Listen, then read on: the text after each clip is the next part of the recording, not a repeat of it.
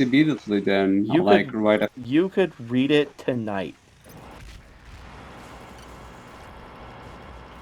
So hold on, let me find. Are you interested in Confucianism, TFM? Because if I recall, that's the one that takes one's rights away. I don't think Taoism says So anything about that. Confucianism, Confucianism is like more about that's more like Plato and Socrates. It was like your relationship with the community and society. So it's not really a religion. It's more of like a system of ethics. Uh, I mean, is Taoism really a religion? Yes. No, like what is a religion? It's a philosophy plus a theology. So Taoism does have a theology. It does like it talks about the nature of the universe, and what happens after you die. So that's a theology. Now, if you take that away, if you're just talking about like going with the flow, then you basically have Stoicism. In fact, Yeah, I Stoicism. wasn't familiar with that. Yeah, that's what's interesting. Taoism and a lot of Western thought have a lot in common. Like Stoicism and Taoism have a lot in common. That's why I created that chart. But let me. Where the fuck is my? Here it is. I found it. All right. Here's the link that has all the different translations of the Tao Te Ching. I prefer the Stephen Mitchell translation, so that's what it'll be linked to. And it's chapter 61, but you can just go to chapter 1. But it has 7 different translations. You can swap between the different translations if you want a different take on different chapters, like if you want to read Hmm, different takes on it. But it's called taoteching.org.uk. nice.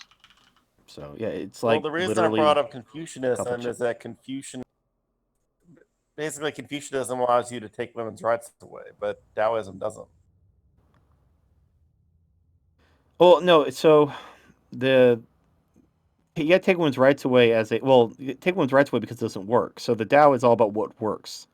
Um, Nature created man and women differently, and if you look at what works in nature is families and women being dependent on men and men taking care of women.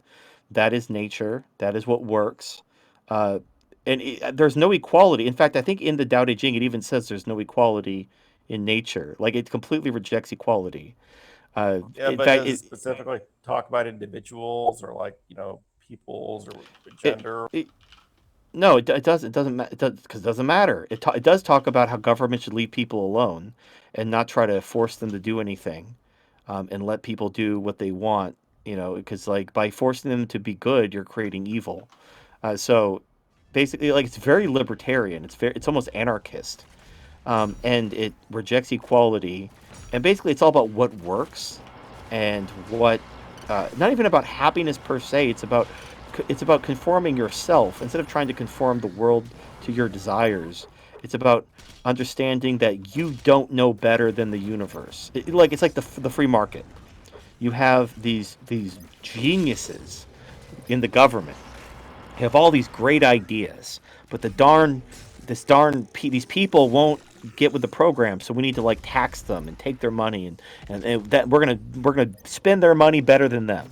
And what capitalism has shown is that governments cannot spend the people's money better than them. When you leave people alone to spend their own money, their needs are taken care of. People do a better job when they're left alone than even a brilliant, well-intentioned person can spend their money on their behalf.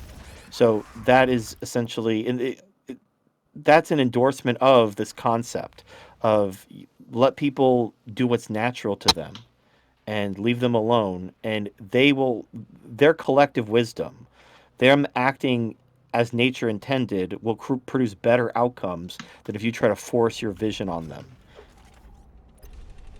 Yeah, I mean, it's kind of similar to Buddhism in that it doesn't have a specific guideline about.